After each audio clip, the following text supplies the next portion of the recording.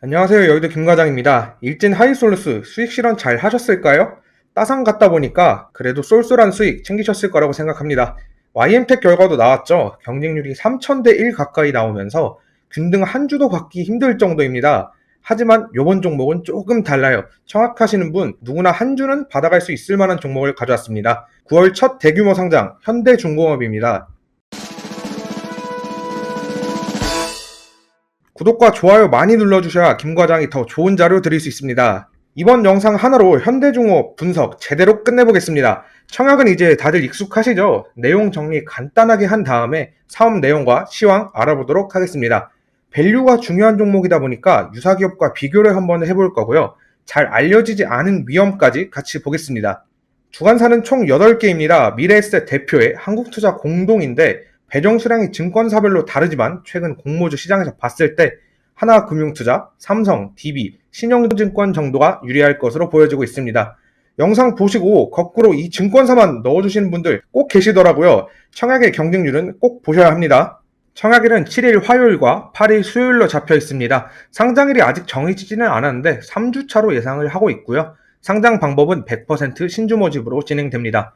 공모 물량을 제외하고 나머지는 한국조선해양이 모두 가지고 있다 보니까 상장일날 나오는 물량은 없습니다. 공모로 이루어지는 16.2%만 거래가 될 거예요. 기관 투자자 확약이 아직 고려가 안 된 수치다 보니까 한 10% 초반까지 내려갈 가능성이 꽤 높습니다. 밴드가는 52,000원부터 6만원까지인데 뒤에서 선정 기준을 따로 보여드리겠습니다.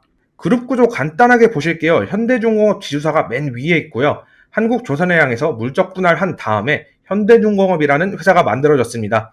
기존에는 합쳐지는 하나의 회사였는데 현대중공업이 대우조선해양을 인수해버리면 독과점 룰에 걸려버리기 때문에 중간 지주사와 사업상 회사인 현대중공업으로 나뉘게 되었습니다. 지금 한국조선해양은 대우조선해양과 기업 결합심사 합병이죠. 대기 중입니다. 현대중공업 사업 내용 보겠습니다. 매출의 75% 이상이 조선 쪽에서 나오고 있고요. 엔진에서 18%, 그리고 해양 플랜트에서 5% 정도가 나오고 있습니다. 우리나라 배 잘 만드는 건 옛날부터 알려진 사실인데요. 현대중공업이 전 세계에서 1, 2위를 다투고 있습니다. 고부가 가치 선박으로 불리는 LNG선부터 유조선, 컨테이너선, 이지스함, 군용 특수선이죠. 이렇게 다양한 선박 건조가 가능합니다. 현대중공업이 올해 6월 말 기준 수주잔고 1등인데요. 점유율 1등보다 더 집중할 게 LNG, LPG 선박 비율입니다. 앞서 말해드린 것처럼 이 두 가지 종류가 다른 선박에 비해서 돈을 더 잘 벌 수 있는 선박인데요. 타 업체들과 비교했을 때 압도적으로 많은 수주량을 가져가고 있습니다. 수주량의 절반 이상을 지금 가져가고 있는데 LPG의 경우 세계 1위, 나머지 부분들도 세계 탑티어라고 알려져 있습니다. 해양 플랜트 사업도 진행하고 있는데요. 옛날에 칠광구라는 영화 보신 분은 뭔지 바로 아실 겁니다. 바다 한가운데에서 석유나 천연가스를 뽑아내는 설비인데요. 이 해양 플랜트에서도 기술력을 인정받았습니다. 기존에는 바다에 묻어드는 고정식 설비였는데 최근에는 수명이 닿으면 제거가 가능한 간편한 부유식 설비로 기술력이 발전했다고 합니다. 조선 말고도 엔진 부분도 세계 1등입니다. 대형과 중형 엔진 시장에서 점유율이 30% 정도 되고 엔진을 독자적으로 개발하고 만들기까지 가능한 수준입니다. 저도 현대중공업 공부를 하면서 좀 놀란 부분이 재무 상태 부분인데요. 부채 비율이 평균치 대비해서 정말 낮은 걸 볼 수가 있었습니다. 큰 자금이 오고 가고 자금이 묶이는 조선업이다 보니까 재무 리스크가 낮다는 건 해외에서 수주를 맡기는 업체에게 굉장한 메리트로 보여질 거라고 생각하고 있습니다. 공격적 투자가 가능해지다 보니까 조선업 업황이 변하고 있는 지금 다른 회사보다 조금 더 유리한 위치에서 출발한다고 보시면 될 것 같습니다. 올해 초부터 선박 수주가 증가하고 있는데요. 2007년, 2008년에 슈퍼사이클이 돌아온다는 기사도 자주 보이고 있습니다. 근거가 노후 선박의 교체가 시작되었다. 그리고 해상 물동량, 무역량이죠. 무역량이 크게 늘어나고 있다. 이렇게 두 가지가 근거로 나오고 있습니다. 선박 유형별 그래프를 가져왔는데요. 지금 올해 컨테이너선 발주 정말 잘 되고 있습니다. 하반기에 어떤 선박 위주로 수주가 될지는 아직 확정은 아닌데 상반기처럼 물동량 해결을 위해서 컨테이너선 위주로 발주가 된다면 수익성 개선이 조금 어려워집니다. 하지만 LNG와 LPG선의 수주 계획이 잡혀 있는 상황이고 아직 회복 초입 부분이다 보니까 변수가 발생해서 충분히 서프라이즈 나올 수 있습니다. 긍정적으로 봐야 할 게 중국의 엄청난 물량 공세를 제외하고도 우리나라 점유율이 1등을 다투고 있습니다. 지금 중국과 얼마 차이가 나지 않는데요. 이유가 일단 우리나라가 일본의 점유율을 뺏어오고 있습니다. 일본은 지금 지속적 하락 중인데 중국과 이 정도의 파이를 누가 가져올 수 있을지 이게 좀 관건으로 보여주고 있습니다. 그리고 조선업에 대해서 한 가지 더 긍정적인 부분이 있죠. 바로 경기 회복입니다. 경기가 회복되고 호황으로 가면서 무역량은 증가하게 될 거고요. 무역량이 증가하니까 해상 운임 비용이 증가해서 지금 HMM 같은 해운주들이 주가가 많이 올랐습니다. 그리고 이제 조선업으로 이익 전가가 될 예정인데요. 지금 우리나라에는 한국조선해양, 현대미포조선, 삼성중공업, 대우조선해양, 그리고 신규 상장하는 현대중공업까지 이렇게 있다고 보시면 될 것 같습니다. 기사를 보시면 무역량이 역대 최고치다. 4분기 코로나 이전 수준을 회복했다. 그리고 컨테이너 박스가 모자라고 배도 모자란다. 이런 기사가 계속 나오고 있습니다. 해운 비용에 관해서 대표적으로 두 가지 지표가 있는데요. 첫 번째로 BDI 지수입니다. 발틱 운임 지수라고 해서 광물이나 철광석, 곡물 등을 벌크선으로 이용해서 돌아다니는 그런 배들을 지수화한 건데요. 코로나 이전엔 이미 회복을 한 상황이고 쭉쭉 올라가고 있습니다. 경제 회복기를 지나서 호황기로 접어들고 있다고 볼 수 있습니다. 두 번째로 SCFI 지수를 봐야 하는데요. 이 지수는 BDI 지수랑 다르게 컨테이너선 위주의 지수라고 보시면 될 것 같습니다. 지수가 빠르게 올라가고 있는데 2020년 대비해서 무려 4배 이상 올라 있습니다. 무역 부분에서는 호황기가 왔다고 확실하게 지수로 나오고 있습니다. 방금 알려드린 두 가지 지수는 결국 해운주 주가가 상승하는 원인인데요. 이제 조선업으로 돈이 넘어오게 됩니다. 신조선가라고 해서 새로 선박을 주문할 때 필요한 가격을 지수화한 건데요. 지금 일단 신조선가와 중고선박 지수까지 함께 오르고 있습니다. 2014년 수준을 이미 회복한 상황이죠. 07년, 08년도 조선업 초호황 시절 현재 30% 정도 낮은 수치인데요. 170 정도까지만 가더라도 슈퍼사이클이 왔다 이렇게 확정적으로 얘기가 가능합니다. 하지만 지금 140 정도다 보니까 앞으로 어떻게 될지 좀 유심히 지켜보시는 게 좋습니다. 결국 친환경 수주를 위해서 신규 수주가 불가피하니까 저는 조선업이 장기적으로는 굉장히 메리트가 있다 이렇게 보고 있습니다. 경기가 살아나면서 원자재 가격이 선행적으로 먼저 올랐는데요. 조선업은 아쉬운 부분이 한 가지 있습니다. 밀려드는 수주를 해결을 하려면 철강 후판을 계약을 해놔야 되는데요. 너무 비싼 가격 거의 이쯤에서 계약을 했습니다. 이게 정말 아쉬운 부분인데요. 계약이 되고 얼마 지나지 않아서 중국 측에서 철강 수요를 감소하고 신규 정책을 뽑아내다 보니까 철강 가격이 급락해버렸습니다. 철강주들은 비싼 가격에 계약하고 싸게 생산해서 웃을 수 있겠지만 조선주들은 이미 비싸게 계약을 해놨다 보니까 물을 수도 없고 결국 신규 수주 가격을 올리는 수밖에 없습니다. 업황 한 페이지로 정리해드릴게요. 상반기 무역량 계속 올라가고 있고요. 하반기에도 유지될 것으로 보여지고 있습니다. 해운업의 상황이 지금 정말 좋습니다. 선박 추가 수주로 조선주의 이익 전가가 일어날 가능성이 점점 높아지고 있습니다. 신조선가가 올라서 매출이 올랐는데 후판 가격이 더 올라서 아쉽게도 호황을 제대로 누리지 못하고 있다. 이렇게 해석이 될 것 같습니다. 현대중공업의 경우에는 LNG나 LPG의 강점이 있어서 하반기에 다른 조선사보다 앞서갈 것으로 보이고요.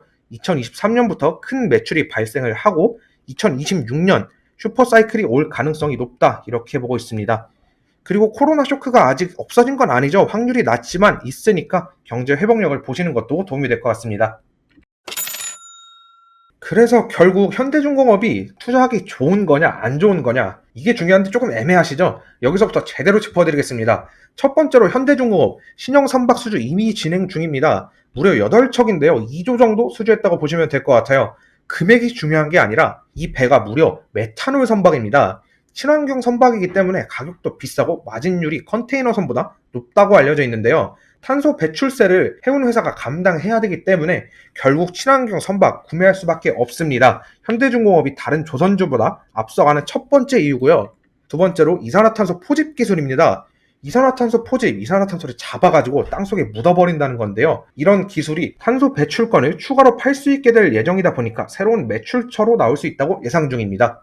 그리고 일진 하이솔루스 보셨죠? 수소 파워 정말 센 거 보셨을 텐데요. 현대중공업도 수소 투자 진행 중입니다. 지금 보시면 해양 플랜트로 그린 수소를 만들고 그 수소를 옮길 수 있는 인프라를 만들고 있습니다. 해상 풍력까지 있다 보니까 기존의 조선 기술과 인프라 기술이 합쳐져서 새로운 투자가 진행 중입니다. 아무리 좋은 회사여도 고평가면 투자하기 어렵겠죠. 공모 내용 보겠습니다. 비교 기업으로 대우조선해양과 중국 선박, 중국 중공, 양지장 이렇게 총 5가지 회사와 비교를 했는데요. 평균 주가순 자산 비율은 PBR 1.12 나왔습니다. 주당 평가 가액이 74,094원, 그리고 공모가 밴드는 52,000원부터 6만원 나왔습니다. 그런데 뭔가 한 가지 이상한 게 있지 않으실까요? 우리나라가 조선 강국인데 왜 비교 기업이 대부분 중국 기업이냐 하시는 분들 계실 겁니다. 국내 대형 조선사들이 비교 기업에서 빠진 이유가 있습니다. 한국조선해양은 모회사인 중간지주사라 빠졌고, 삼성중공업은 6개월 안에 무상감자가 있었기 때문에 밸류 측정이 적절하지 않다, 이런 이유로 빠졌습니다. 그리고 계열 회사인 현대미포조선도 중간지주사랑 지분구조 때문에 복잡해서 빠지게 되었습니다. 그러면 빠진 국내 기업과 비교했을 때는 어떤지 한번 보겠습니다. 저는 밴드 상단 가격으로 변환해서 측정을 했고요. 시가총액 5조 3천억에 매출액 3조 9천억 정도입니다. 영업이익이 전부 마이너스죠. 지금 보시면 영업이익이 전부 마이너스인데, 앞서 말씀드린 것처럼 후판 가격을 계약분을 충당금으로 선반영했기 때문에 그렇습니다. 시가총액 대비해서 밴드 상단 기준으로 다른 조선사에 비해서 고평가는 아닙니다. 적정가와 아주 살짝 저평가라고 볼 수 있습니다. 비교기업 정리해 볼게요. 하반기에 LNG선 수주로 1위 구축이 진행될 겁니다. 그리고 후판 가격 선반영을 적자로 나타내고 있습니다. 중요한 게 선박 가격이 오른다에 집중한 게 아니고 얼마나 빨리 오르는가를 봐야 할 것 같습니다.